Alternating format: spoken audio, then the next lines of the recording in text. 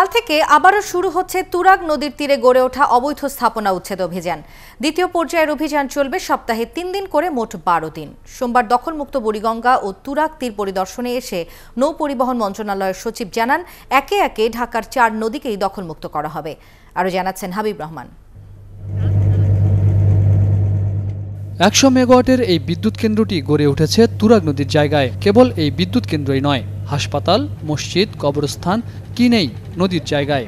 আছে সরকারি প্রতিষ্ঠানও। তাহলে কিভাবে উচ্ছেদ করা হবে এসব প্রতিষ্ঠান? সোমবার বুড়িগঙ্গা ও তুরাগ নদীর জায়গা দখল করে গড়ে ওঠা এসব অবৈধ স্থাপনা দেখতে আসেন নৌপরিবহন মন্ত্রণালয়ের সচিব মোহাম্মদ আব্দুস সালাম। তিনি জানান, CSRS দাগ দেখেই উচ্ছেদের চূড়ান্ত সিদ্ধান্ত নেওয়া হবে। কবরস্থানের কথা বললেন, পাওয়ার প্ল্যান্টের কথা বললেন এবং এইটা বললেন, এগুলো আমরা প্রত্যেকটাই যাচাই করে দেখতেছি। ডেভিয়েশন করে যেখানে আইনগত ব্যবস্থা নেওয়া দরকার সেখানে আমরা আইনানুগ ব্যবস্থা নিব। নদীর জায়গা দখলমুক্ত করে আগামী ৩ বছরের মধ্যে নির্মাণ করা হবে পর্যটন কেন্দ্র। চারপাশ ঘিরে তৈরি করা হবে হাঁটার পথ, থাকবে বিনোদন কেন্দ্র।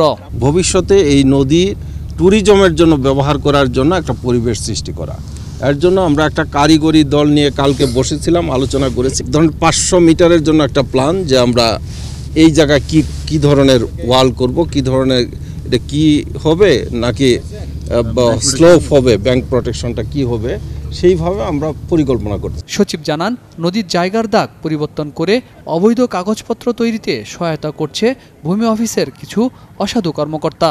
এদের বিরুদ্ধেও আইনি ব্যবস্থা নেওয়া হবে। BIWTর কোনো কর্মকর্তা জড়িত থাকলে তাদেরও ছাড় দেওয়া হবে না। নিম্ন স্তরের কর্মচারীরা পর্যন্ত একটা ফাইল ইনিশিয়েটেড করলেন, ঊর্ধ্বতন কর্তৃপক্ষ সরজমিনে দেখতে পারেন না। মনে করেন ভূমি সচিব, সে তো এখানে এসে বা DC ঢাকা প্রতিদিন এসে তার পক্ষে দেখা সম্ভব না।